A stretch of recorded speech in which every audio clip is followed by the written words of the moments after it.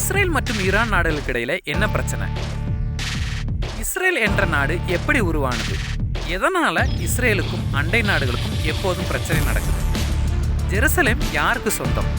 மூன்றாம் உலகப் போர் வருமா? இப்படி பல கேள்விகளுக்கான விடையை மிக சுருக்கமாக பார்க்கலாம். பாலஸ்தீன் நாட்டில் இருக்கிற ஜெருசலேம் யூதர்கள், கிறிஸ்தவர்கள் மற்றும் இஸ்லாமியர்கள் போன்ற 3 மதங்களுக்கும் புனிதமான இடம். ஏன்னா யூத மதம் உருவானதும், இயேசு கிறிஸ்து பிறந்ததும், நபிகள் சொர்க்கத்துக்கு போனதும் எல்லாம் ஜெருசலேம்ல இருந்துதான். பாலஸ்தீனில் பிரிட்டிஷ் ஆட்சி நடக்கும்போது அங்கே இஸ்லாமியர்கள் தான் அதிகமாக வாழ்ந்து வந்தாங்க. யூதர்களும் கிறிஸ்தவர்களும் சிறுபான்மையர்களாக இருந்தாங்க.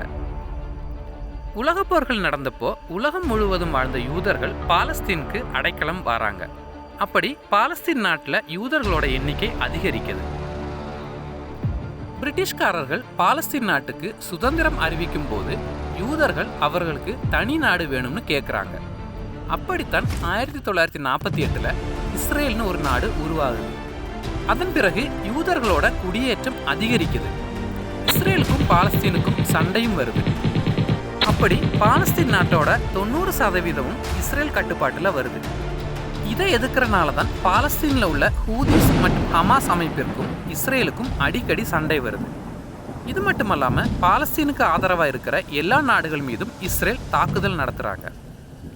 இஸ்ரேலுக்கும் ஈரானுக்கும் இடையில இருக்கிற நாடு தான் சிரியா. சிரியாவில் இருக்கிற ஈரான் எம்பசியில் இஸ்ரேல் தாக்குதல் நடத்துகிறாங்க. அதில் ஈரான் ஒஃபீஷியல்ஸ் கொல்லப்படுறாங்க. ஈரான் தான் ஹமாஸ் போன்ற அமைப்புகளுக்கு முழு உதவியும் செய்யுது. அதனால தான் தாக்கணும்னு இஸ்ரேல் சைட்ல இருந்து சொல்றாங்க. இதுக்கு பதிலடி கொடுக்க சரியா 2 வாரங்கள் கழித்து ஈரான் இஸ்ரேல் மேல மிசைல் தாக்குதல் நடத்துறாங்க. இஸ்ரேலோட எல்லா பக்கங்கள்ல இருந்தும் நூற்றுக்கணக்கான மிசைல்ஸ் மற்றும் ட்ரோன் தாக்குதல் நடக்குது. இந்த தாக்குதலை அமெரிக்கா மற்றும் பிரிட்டனோட உதவியோட தடுத்துட்டோம், எங்களுக்கு எந்த சேதமும் இல்லைன்னு இஸ்ரேல் சொல்றாங்க.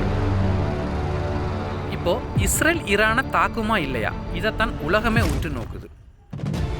இது மட்டும் நடந்தா இஸ்ரேலுக்கு ஆதரவா அமெரிக்கா தலைமையிலான நாடுகளும், ஈரானுக்கு ஆதரவா ரஷ்யா தலைமையிலான நாடுகளும் களமிறங்கும். இது கண்டிப்பா 3ஆம் உலகப் போருக்கு வழிவகுக்கும். அணு ஆயுதங்களும் பயன்படுத்த வாய்ப்புள்ளதால உலகமே நடுக்கத்தில் இருக்கு. யுத்தம் செய்து பிரச்சனைகளை தீர்க்க முடியுமா? உங்களோட கருத்துக்களை பதிவு பண்ணுங்க. மேற்கு தொடர்ச்சி மலையில் இணைந்திருங்க. நன்றி.